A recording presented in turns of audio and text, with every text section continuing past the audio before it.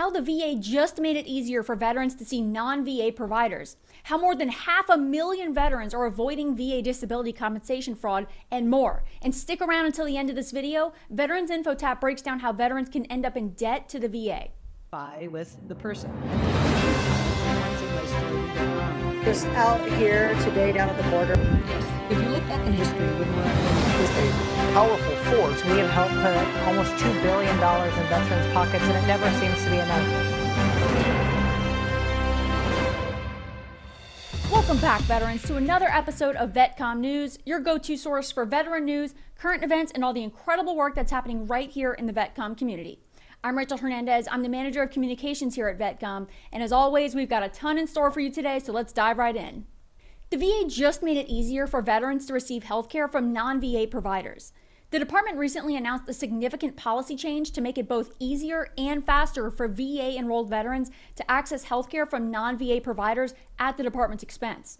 Previously, even when a veteran and their referring VA clinician agreed that community care was in the veteran's best medical interest, this decision still required a secondary review and approval by another VA doctor. But now, and effective immediately, this extra approval step has been eliminated as part of the implementation of the Senator Elizabeth Dole 21st Century Veterans Healthcare and Benefits Improvement Act.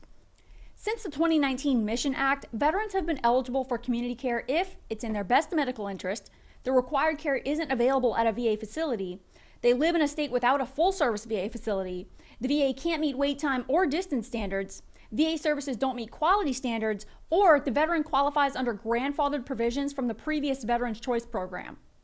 The VA reports this change is intended to prioritize veteran convenience and customer service, ensuring that veterans can get the care when and where it's most suitable for them without unnecessary bureaucratic delays.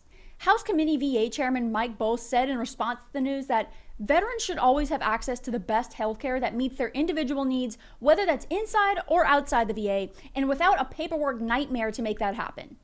And the VA also recently announced that it's now helped more than 530,000 veterans set up direct deposit accounts. According to the department, direct deposit is a safer way to receive monthly VA benefits because paper checks are more susceptible to fraud and non-receipt. Apparently, there was a high volume of unbanked veterans relying on paper checks every month, but now the VA has recruited 130 banks and credit unions to provide free or low-cost banking for vets, beneficiaries, caregivers, and survivors. And in company news, we helped get 31 veterans to 100% rating in April. We're also celebrating rating increases for 96 of our clients, 37 of which were rated 60% or higher. And these aren't just numbers. These are real people whose lives we're changing. And I spoke to some of these veterans to hear their stories. They told me some pretty amazing stuff. And one of them said that since working with VetComm and we helped him get to 100% P&T, he was able to propose to his girlfriend. And another told me that he was finally able to buy a house for the first time in his life. We've got some of those testimonials posted right here on our YouTube channel, but here's a quick snippet of my call with a Mr. Richard Trupiano.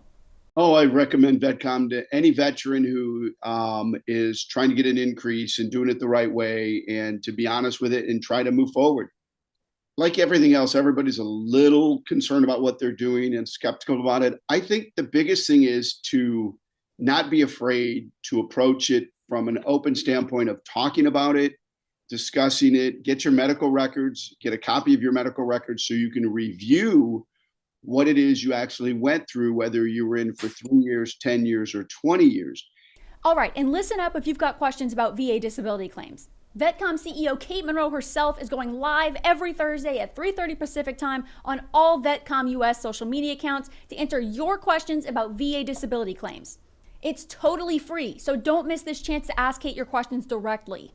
All right, and if you're a veteran or you know someone who is a veteran, and I know that you do because you're watching this video right now, you need to hear about VetComm. Founded by veterans and for veterans, VetComm is on a mission to ensure that every single disabled veteran receives the VA disability compensation they're owed.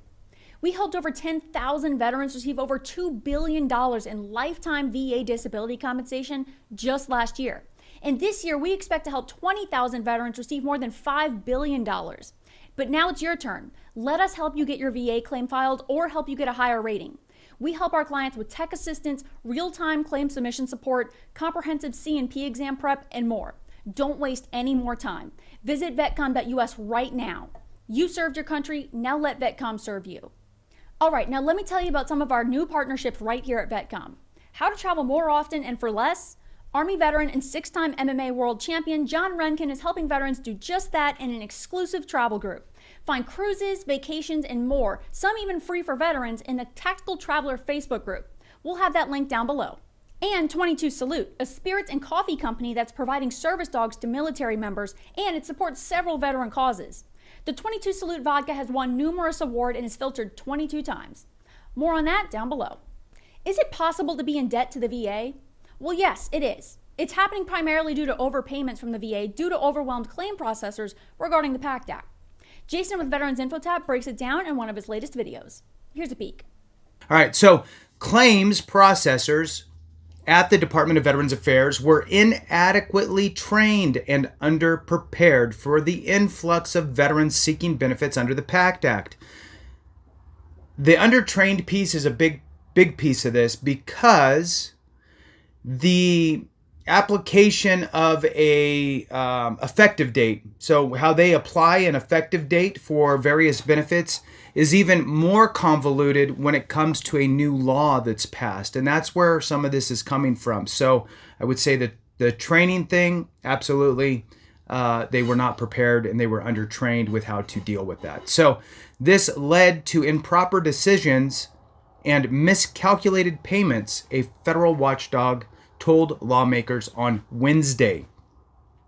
All right, federal law entitles veterans to compensation for their medical conditions incurred or aggravated from active duty service.